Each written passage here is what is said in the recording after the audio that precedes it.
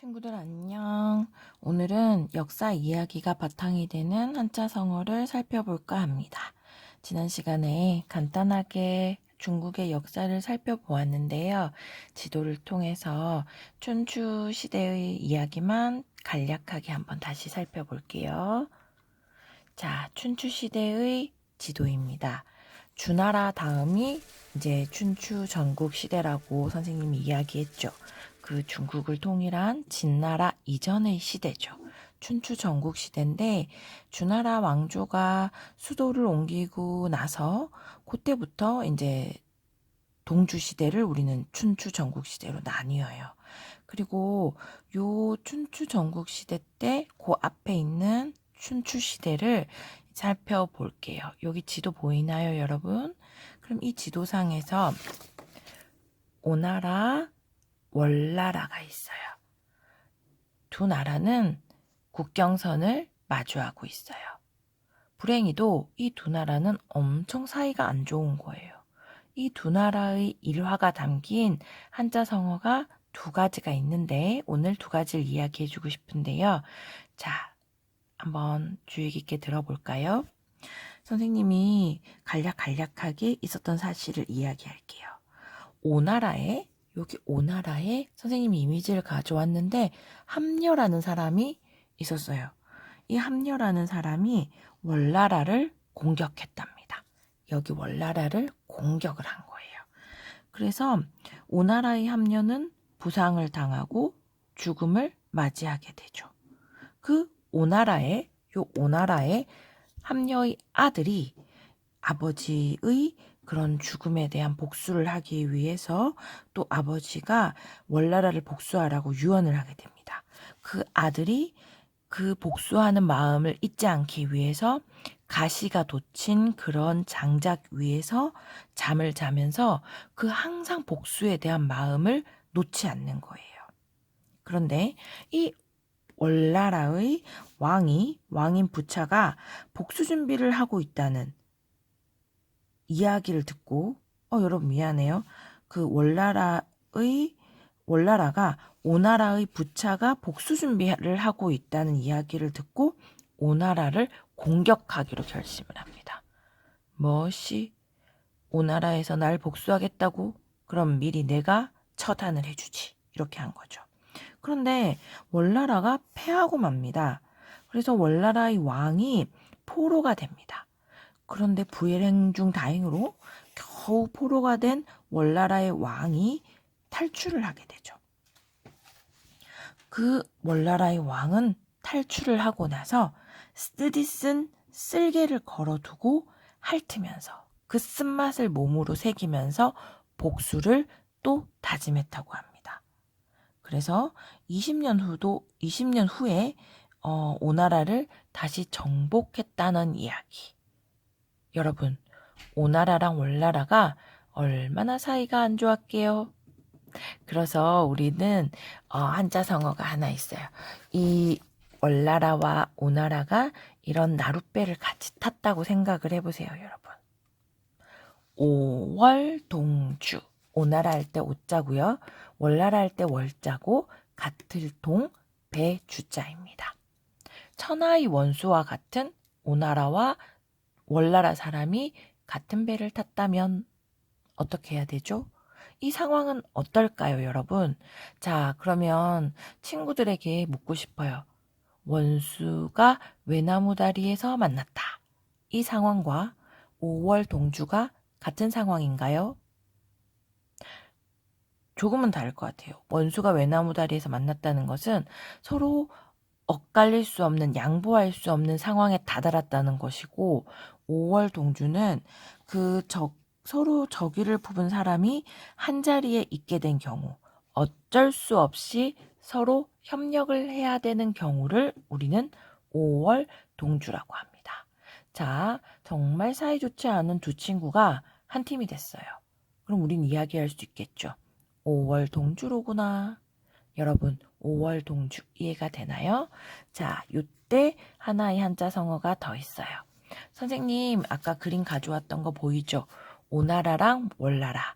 자, 아까 장작 그러니까 가시가 돋친 장작에 눕고 쓸개를 핥으면서 복수를 다짐한 것.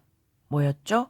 누울 와자에 섭신자에 맛볼 상자에 쓸개 담자입니다.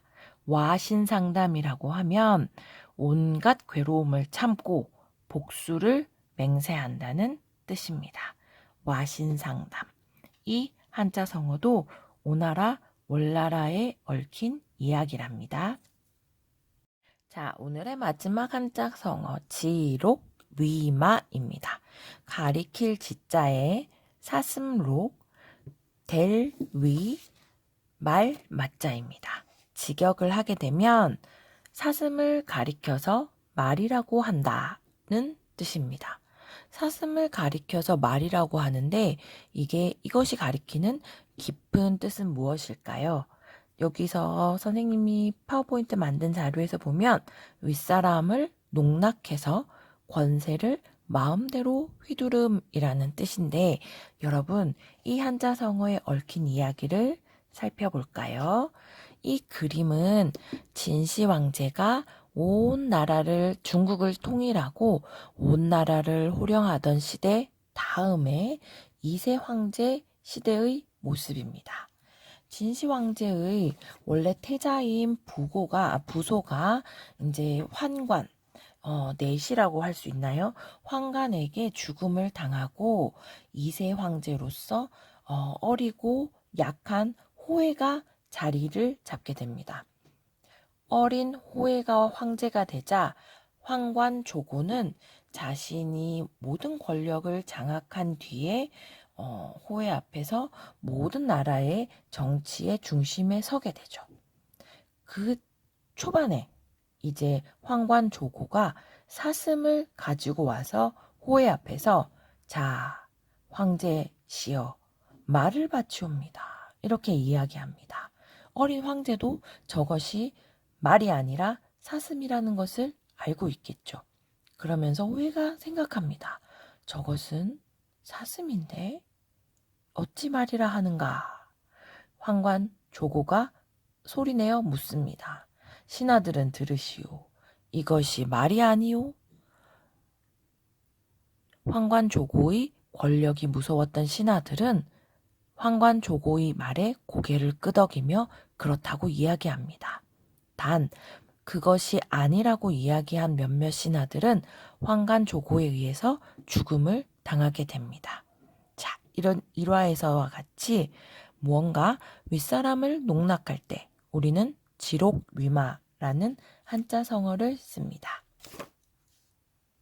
자, 그리고 오늘날 이 한자 성어는 의미가 조금 더 확산이 되어서 윗사람을 농락하는 경우에도 사용이 되고 무언가 거짓이 그러니까 사슴을 말이라고 하는 거짓이 진실로 통한다 라고 할 때 그러니까 거짓이 진실로 받아들여지는구나 잘못된 정보가 제대로 된 정보로 이해되는구나 할 때도 우리가 지록위마라는 뜻을 사용하기도 한자 성어를 사용하기도 한답니다, 여러분.